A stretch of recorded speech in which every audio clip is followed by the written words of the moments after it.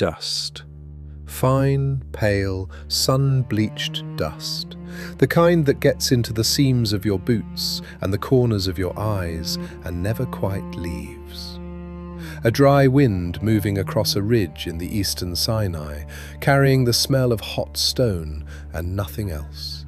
No water, no shade, just a low mud brick ruin half swallowed by sand, in a place so remote that the only reason anyone ever came here was to rest before crossing the desert. And in the summer of 1975, a small team of archaeologists, led by a man named Ze'ev Michel, knelt in that dust and began, very carefully, to lift the broken pieces of a large clay jar out of the ground. They were not looking for treasure. There was no gold here, no tomb, no temple of cut marble. This was a way station, a caravan stop called Kuntilet Ajrud, the kind of place a tired traveller might shelter for a night and scratch a prayer into the wall before moving on. What the team was lifting from the earth were fragments of two enormous storage jars, each one heavy, each one covered in faded painting and old Hebrew writing. And it was the writing that would, in time, send a quiet shock through the study of the ancient world. Because someone, standing in this exact spot nearly 3,000 years ago, had written down a blessing. And in that blessing, the God of Israel was not alone. Let me set the scene because the place matters. We are in the late 9th or early 8th century before the Common Era, somewhere around 800 years before the birth of Christ. The kingdoms of Israel and Judah are real, living things, and Kuntilet Ajrud sits on a trade route threading through this desert. People passing through left their marks on the plaster and the pottery, the way travelers have always carved their names and their hopes into the walls of the places that shelter them. The jars themselves were ordinary objects, working pottery, but across the shoulder of one, in old Hebrew letters, ran a phrase that scholars have argued over ever since, a blessing invoking Yahweh of Samaria and his Asherah. On another fragment, the same strange pairing, Yahweh of Teman and his Asherah. Yahweh, the God whose name sits at the very center of the Hebrew Bible, and beside that name, joined to it by a single small word, something or someone called Asherah. Now, here is where I have to be honest with you about what we know and what we don't, because the temptation to leap ahead is enormous, and I don't want to cheat you. The word Asherah in ancient Hebrew carries more than one meaning, and the gap between those meanings is the whole story. In one reading, Asherah is a goddess, a specific, named ancient deity, and not a minor one. According to the texts recovered from the city of Ugarit on the coast of what is now Syria, written down before the year 1200 before the Common Era, there was a great mother goddess called Athirat. She was the wife of El, the supreme creator god. She was called the creatress of the gods, the mother of 70 divine children. One of her oldest titles, preserved in those tablets, was She Who Walks on the Sea. Her worship reached far beyond that one coastal city. The same goddess surfaces under slightly different names across the ancient Near East, from Babylon to the land of the Hittites. For more than 1,000 years, across a dozen cultures, she was simply part of the furniture of heaven. If the Asherah on that desert jar is this goddess, then the blessing means exactly what it appears to mean. The God of Israel had a consort, a wife. But there is a second reading, and it is just as serious. In this one, Asherah is not a person at all. It is a thing, a sacred wooden pole or a stylized living tree planted in the ground beside an altar as a symbol of divine presence. The Hebrew Bible itself mentions these objects dozens of times, and there is a grammatical problem that the second camp points to with real force. In Hebrew, you do not normally attach a possessive ending, a word like his, directly onto a proper name. You would not say his David or his Sarah. So his Asherah, they argue, cannot easily be the name of a goddess. It is far more natural as the name of an object, his pole, his sacred symbol. And Kuntilet Adrud is not the only place this strange pairing turns up. Some years earlier, in 1967, the archaeologist William Dever examined 2 rock-cut burial caves at a site called Khirbet Elkom in the hill country near Hebron. On a pillar inside, chiseled into the soft stone beside the carved outline of a human hand, was an inscription, worn, cracked, dated to somewhere around the 8th century before the Common Era. Scholars have pieced it together as a blessing for a man named Uriyahu, blessed by Yahweh and saved from his enemies by his Asherah.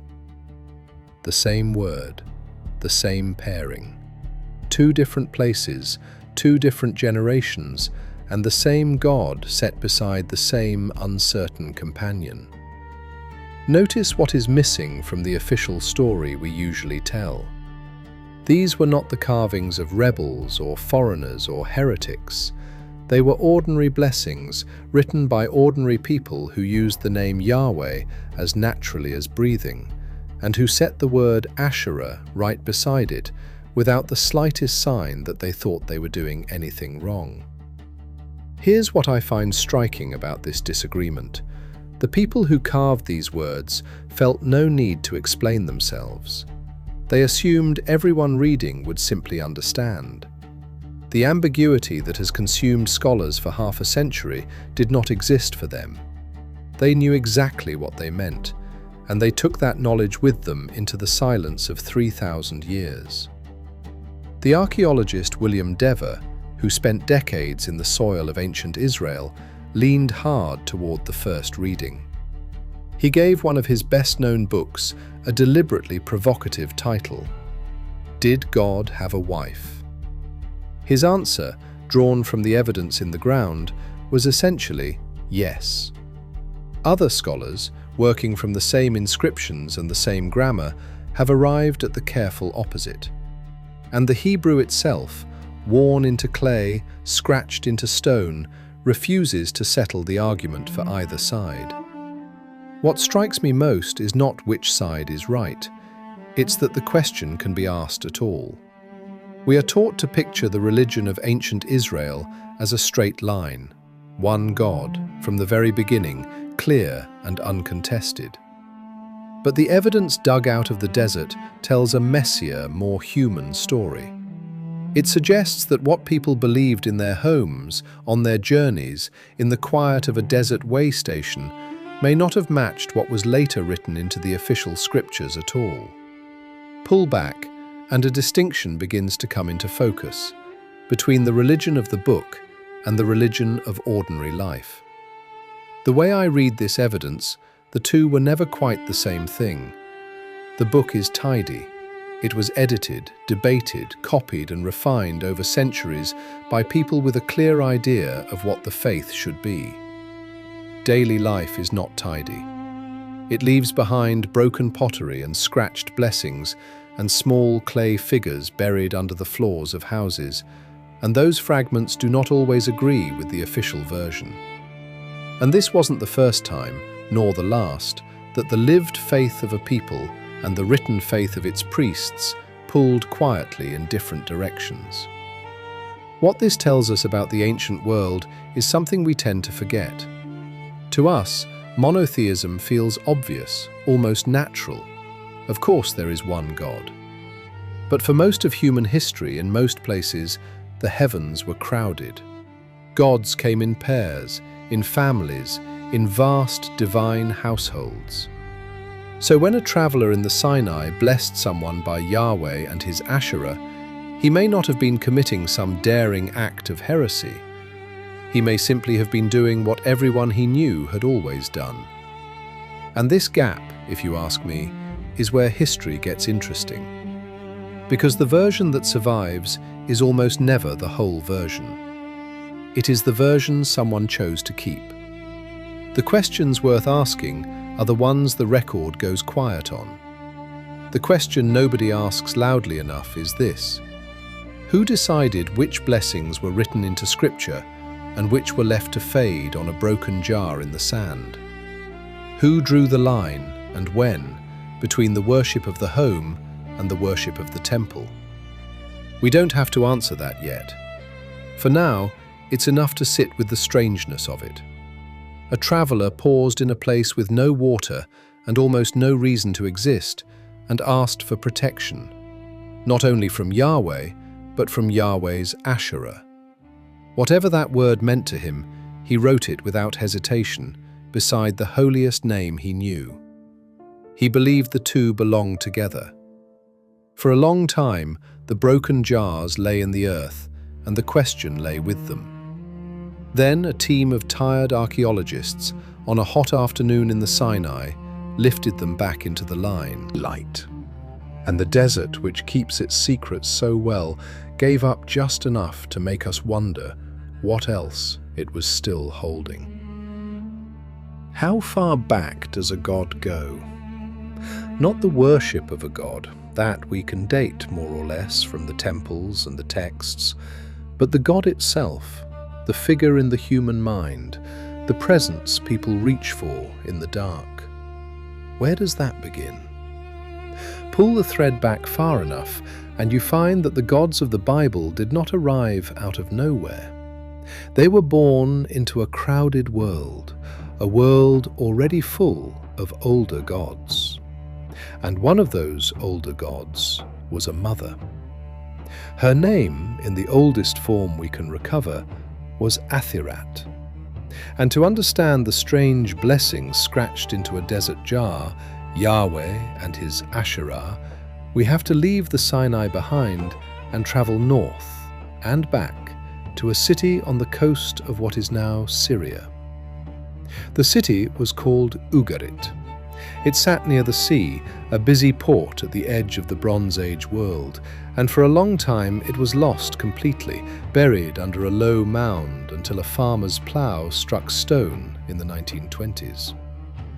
What the excavators found beneath that mound was a library. Clay tablets, baked hard by the fire that destroyed the city, covered in a wedge-shaped script, and on them, written down before the year 1200 before the Common Era, the myths and prayers of a people who lived centuries before the kingdoms of Israel and Judah ever existed. In those tablets, the high god is called El. He is the father, the creator, the old king of the divine assembly. And beside him stands his wife. She is called Asherah, and her titles are not small ones. She is the creatress of the gods. She is the mother of the divine family, the 70 children who fill the heavens. One of her oldest epithets, preserved in the clay, describes her walking on the water. She who walks on the sea. She is, if you ask me, one of the most quietly important figures in the whole prehistory of Western religion. A queen in every sense, and almost entirely forgotten. Here's what I find striking about her. She was not a local curiosity, confined to one city by the sea. The same goddess turns up across the entire ancient Near East, under names that shift from language to language, but always point back to the same figure. The Babylonians knew a version of her. So did the Hittites, far to the north. The roots run down into Sumerian documents older still. For more than 1,000 years, across a dozen cultures, this mother goddess was simply part of the structure of the heavens, as ordinary and expected as the sky itself. Now, hold that picture in your mind, and then look at what the archaeologists have pulled out of the ground in the land of Judah a few centuries later. Because this is where the story comes home.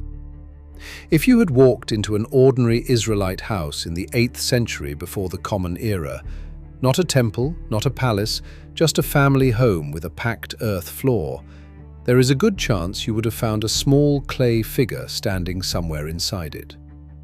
We call these objects Judean pillar figurines. They are simple things, only a few inches tall. The top half is a woman with a molded or pinched face and prominent breasts cradled in her hands. The bottom half is not a body at all. It is a plain column, a pillar, flaring slightly so the figure can stand on its own. And here is the number that stops me every time. Archaeologists have recovered more than 1,000 of these figurines from across the territory of ancient Judah. Roughly 400 of them come from Jerusalem alone, the very city of the temple, the supposed heart of the worship of one God. The rest are scattered through the towns along Judah's borders, well over 100 at one northern site, dozens more at Beersheba in the south, at Lachish, at Beth Shemesh. They were not hidden away. They were household objects found in the homes of ordinary people in numbers that suggest almost every family owned one. Think about what that means. Not a fringe cult in the hills, not a foreign import smuggled across the border, but a presence in the ordinary Israelite home so common it was unremarkable. The figurines themselves come in two main styles, and the difference is oddly intimate. Some have heads pressed out of a mold, with carefully defined features and rows of curling hair.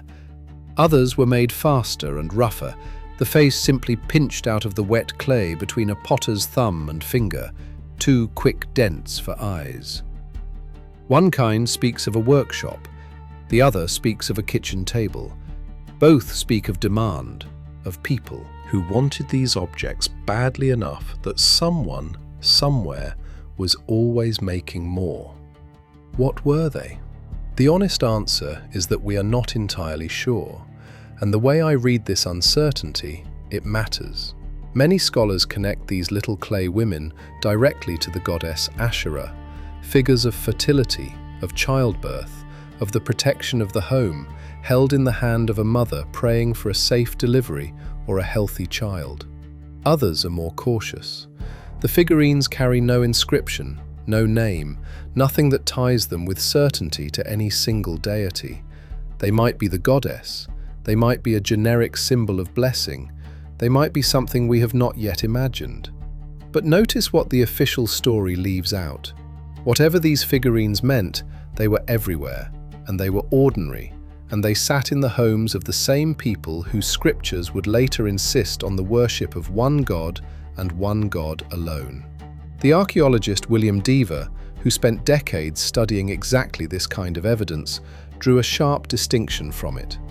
There was, he argued, the religion of the book, the official written theology, edited and refined by priests and scribes. And there was the religion of the home, what people actually did, what they actually held in their hands, what they actually prayed to when no one was writing it down. The two were not the same. This wasn't the first time in human history that the faith of the household and the faith of the temple pulled in different directions, and it would not be the last. The men who wrote the scriptures had a clear and demanding vision. The woman kneeling on a packed earth floor with a clay figure in her palm had something older and quieter, a sense, perhaps, that the divine had a mother's face as well as a father's. What strikes me most is how silent the evidence is, and how loud that silence becomes once you notice it. The Hebrew Bible mentions Asherah and the sacred poles that bear her name dozens of times, almost always to condemn them, to order them torn down and burned. You do not pass laws against something that does not exist. You do not repeat a prohibition again and again against a practice nobody follows. The very intensity of the condemnation is a kind of confession. It tells us the thing being condemned was common. It was popular. It was, for a great many people, simply normal. History doesn't teach us that the ancient Israelites were secret pagans hiding a forbidden faith. It teaches us something more unsettling and more human. That the line between orthodox and forbidden is drawn after the fact by the people who win. And that what looks like heresy from one side of that line looked like ordinary devotion from the other. The woman with the clay figure did not think she was sinning. She thought she was asking for help. Somebody else later decided that what she was doing had a name and that the name was wrong. So we are left with a quiet, crowded picture. A great mother goddess, ancient beyond reckoning, worshipped from Sumer to the Sinai. A high god who, in the oldest texts, has a wife at his side, and 1,000 small clay women standing on their pillars in the homes of Judah, in the shadow of the temple, asking for the things people have always asked for: a safe birth, a living child, a roof that holds. You might think this is ancient history, sealed off from anything you would recognize. But pull back, and the pattern is one you have seen. Every official faith in every age has run alongside a quieter, homelier version of itself. The saints prayed to in kitchens, the charms kept in pockets, the small private devotions that no creed ever quite approved and no people ever quite gave up. The clay women of Judah were the ancient version of that impulse. The need they answered did not vanish, it only changed its shape. The blessing in the desert was not an accident, it was an echo. Behind those few scratched words stood 1,000 years of belief, and 100 ordinary homes, and a goddess so woven into daily life that almost no one thought to question her. She was there in the clay, in the homes, in the habits of the heart. And that, in the end, is the thing worth sitting with. Not whether she was real, but how completely she was present, and how quietly she would one day be made to disappear. A scroll. Old by the standards of the men who found it, rolled tight, the writing on it unfamiliar enough that when it was read aloud, a king tore his clothes in fear. It surfaced in the year 622 before the Common Era, in the temple in Jerusalem, during a routine repair of the building. A workman handed it to the high priest, a man named Hilkiah. Hilkiah handed it to a scribe named Shaphan, and Shaphan carried it to the king.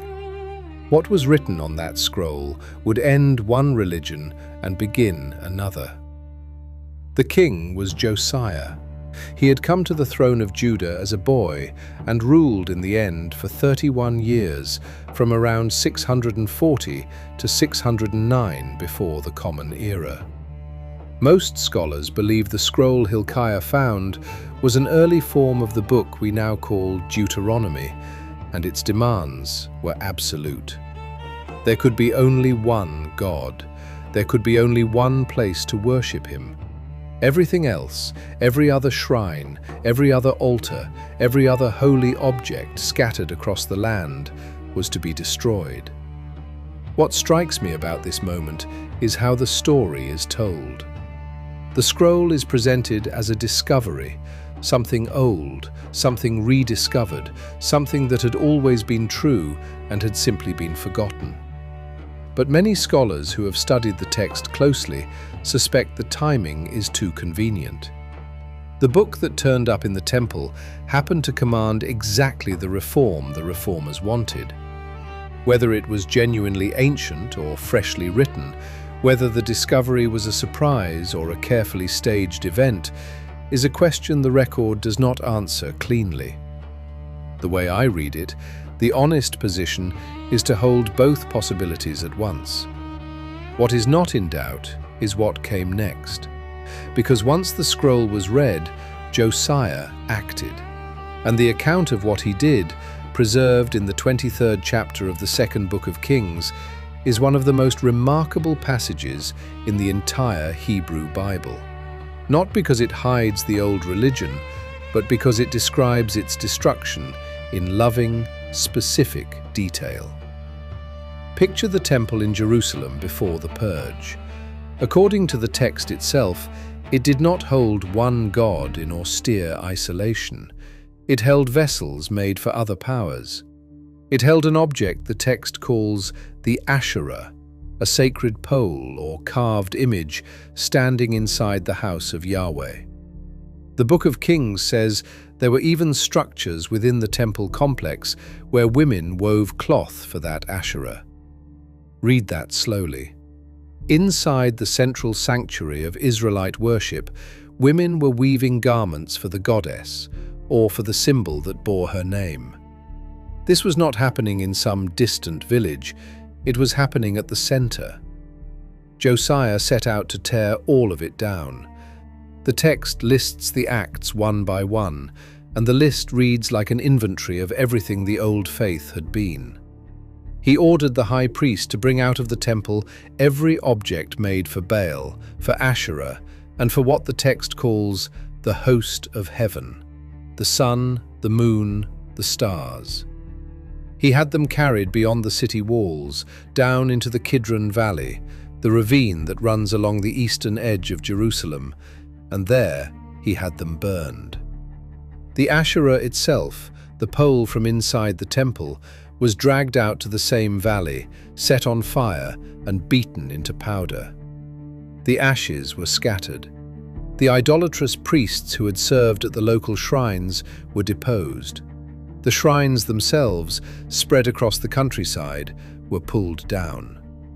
This wasn't the first time a ruler had tried to centralize a people's worship by force, and it would not be the last.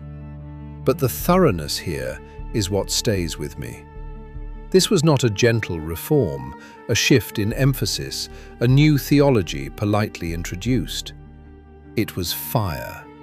It was grinding stone to dust. It was the deliberate physical erasure of objects that had stood in the homes and the temple of an entire people for generations.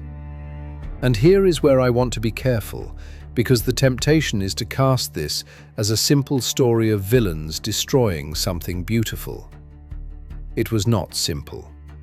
Josiah and the men around him were not cynics. As far as we can tell, they believed with total conviction that they were saving their nation. Judah in the late 7th century was a small kingdom caught between empires, and the reformers had concluded that the disorder of their religion, the many gods, the many shrines, was itself a kind of weakness, even a betrayal. Purity to them meant survival. They were not trying to destroy the faith, they were trying to rescue it. That is what makes the episode so human and so unsettling. Notice what the reform actually accomplished beneath the religion of it. It pulled all worship into a single building, in a single city, under the control of a single priesthood. The shrine in the village, where a local family had made its offerings for 100 years, was now illegal. The clay figure on the household shelf, the pole beside the country altar, all of it was swept toward one center, one authority, one approved way of reaching the divine. Look at who benefited from that arrangement, and a second layer of the story comes into view. Centralizing worship is also centralizing power. The two are very hard to separate, in the ancient world or any other. There is a detail in the account that I find almost unbearably telling. The reform did not only burn objects, it rewrote words. The reformers and the scribes who served them were not just clearing out the temple, they were shaping the texts that would carry the story forward. And in that shaping, the great goddess of the older world, the queen, the mother, the consort, was steadily reduced. Where she had been a powerful divine figure, the surviving texts increasingly treat the word that bore her name as nothing more than a piece of forbidden wood, a thing to be cut down. A queen became a pole, a presence became a prohibition. That is how an erasure works, not only by destroying the thing, but by changing what the thing is allowed to have been. Here's what I find most striking of all. The condemnation in the text is so insistent, so repeated, that it gives the game away. You do not pass the same law over and over against a practice that nobody follows. The very energy the reformers spent denouncing the Asherah, the high places, the host of heaven, is itself a measure of how alive those things still were. They were not fighting a memory, they were fighting a living faith, the faith of their own neighbors, their own mothers, their own households, and they knew it. The loudness of the prohibition is the proof of the devotion it was trying to end. You might think this is ancient history with no bearing on anything you know. But the mechanism is one you have seen play out in your own century. A new regime arrives, certain it is restoring something pure. It does not only remove its rivals, it rewrites the record so that the rivals were never legitimate to begin with. The statues come down, and then the names come out of the books, and within a generation, the children are taught that it was always this way. Different costumes, same script. Josiah did in stone and fire what later powers would do in textbooks and archives. History doesn't teach us that Josiah was right or that he was wrong. It teaches us that the people who win the argument get to decide what the argument was even about. The losers in this story, the women at their looms, the families at their shrines, the worshippers of the Queen of Heaven, left us no scroll of their own. We hear about them only through the words of the men who tore their world apart, and who were certain, every step of the way, that they were doing the holy thing. So the poles came down. The vessels were carried to the valley and burned. The ashes blew across the Kidron and settled into the ground, and the temple stood, for the first time, swept clean of everything but the one God the reformers would allow. It must have looked to them like a victory complete and final. The old gods were gone, the records were being set right, the work surely was done. But fire is a strange tool for erasing a memory. It destroys the object and leaves the longing intact. And the longing, as it turned out, was the harder thing to burn. What if Jerusalem had not fallen? It is not an idle question. In the year 586 before the Common Era, the armies of Babylon, under their king Nebuchadnezzar, broke through the walls of the city, burned the temple that Josiah had so carefully purified, and carried the leading families of Judah into exile, hundreds of miles east, to the rivers of Babylon. Strip that single catastrophe out of history, and the faith we are tracing, the long road from many gods to one, might never have hardened into the form the world inherited. The God of Israel became the only God in the world, partly because, at the lowest moment in his people's history, he was all they had left to carry. Hold that thought, because it is the hinge on which this whole story turns. The reform of Josiah had swept the temple clean. But a clean temple is not the same as a changed heart. And the evidence suggests the old devotions did not die when the poles were burned. They went quiet. They went home.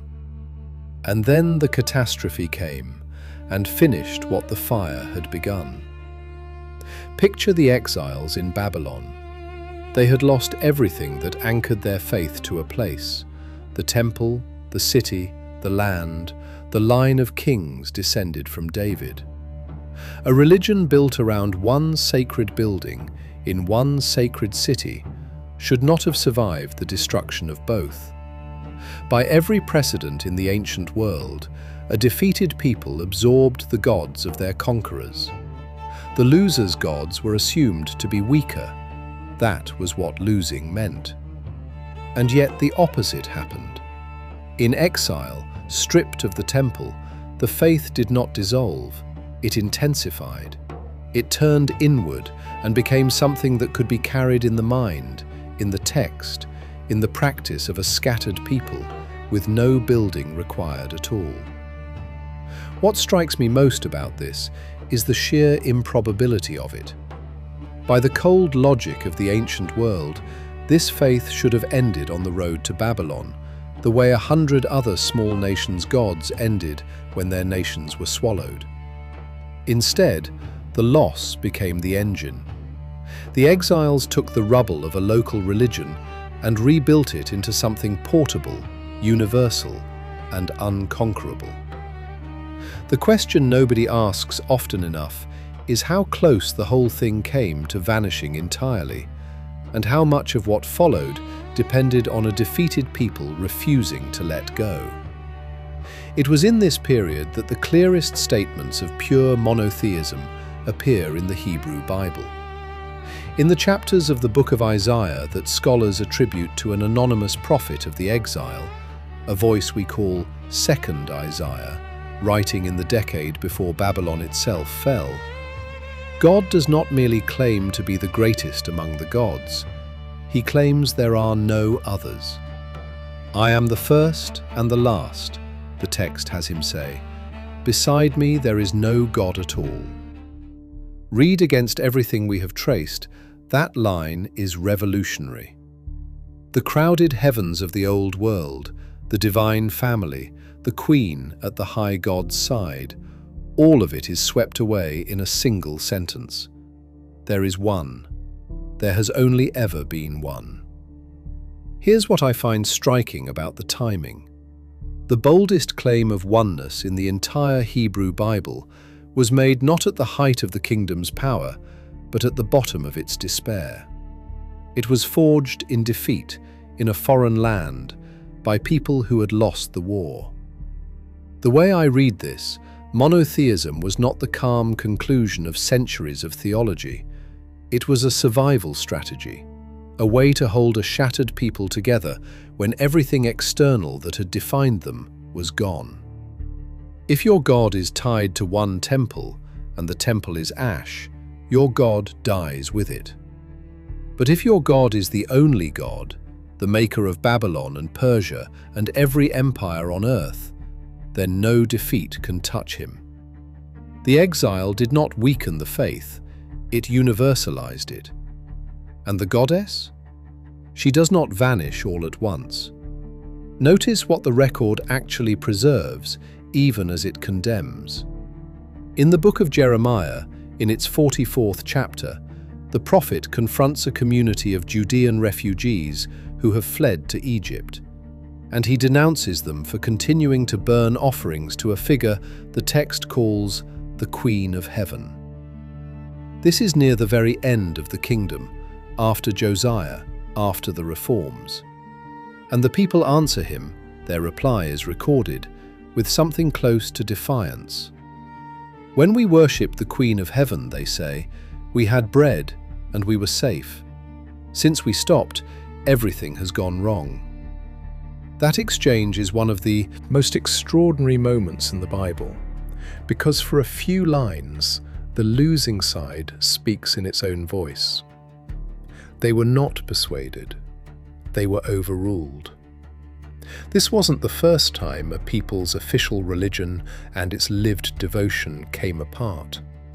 And the gap here is laid bare in the text itself. The prophet speaks for the new faith, the one God, the purified worship. The refugees speak for the old one, the queen who, in their memory, had kept them fed and safe. We know how the argument ended. The faith of the prophet became Judaism, and through Judaism shaped Christianity and Islam, the traditions that would define the spiritual life of half the planet. The faith of the refugees left almost no trace at all. 1,000 clay figures, a handful of desert inscriptions, a few lines of defiant memory captured by the very men who silenced it. Let me draw the threads together, because this is where the whole story finally stands in one frame. The blessing scratched into a jar in the Sinai. The mother goddess of Ugarit, ancient beyond reckoning, walking on the sea. The 1,000 small clay women in the homes of Judah, in the shadow of the temple. The fire in the Kidron Valley, the poles ground to dust, the words quietly rewritten. And finally, the exile, where loss became the forge of a faith that would outlast every empire that ever conquered it. Asherah, by this reading, was not an invader sneaking into Israelite religion from outside. She may have been part of its original fabric, a presence so ordinary that erasing her took fire and law and the rewriting of memory itself. And notice what that sequence really describes. It is not the story of a pure faith defending itself against corruption. It is closer to the reverse. The story of a varied, crowded, deeply human religion being narrowed, deliberately and over generations, into a single channel. Every step had its reasons, and many of those reasons were sincere. But the direction never changed. From many to one. From the home to the temple. From the queen and the king of heaven to the king alone. What this tells us about how religions form is not comfortable, but I think it is true. We tend to imagine that great faiths arrive whole, revealed and complete. The evidence suggests something slower and more human, that a tradition is also a long argument about itself, and that the version we inherit is the version that won. The roads not taken do not disappear. They are paved over. And every so often, an archaeologist's trowel scrapes down to the older surface, and we remember that the road was never as straight as we were told. You might think this is ancient history, with nothing left to say to you. But the longing the clay women answered, for a divine presence that is tender as well as commanding, that has a mother's face and not only a father's, never fully went away. It surfaces again and again across the centuries in figures and devotions that the official traditions absorbed, renamed, or quietly allowed. History doesn't teach us who held the truth, the prophet, or the refugees. It teaches us that the human heart keeps reaching for what it has lost, long after the record has declared the matter closed. So we leave her where we found her, half in the light, half in the dust. A queen reduced to a word reduced to a warning, and yet still legible 3,000 years later to anyone willing to read between the lines. She was worshipped, and she was erased, and the erasure was so nearly complete. So nearly, but not quite. The fire took the poles, the scribes took the name. The exile took the world she had belonged to, and still, somehow, the question of her survives. That may be the most human thing of all, that what we try hardest to forget is often the very thing that refuses to stay buried. The candle burns low, the questions don't. Until we meet again, stay curious.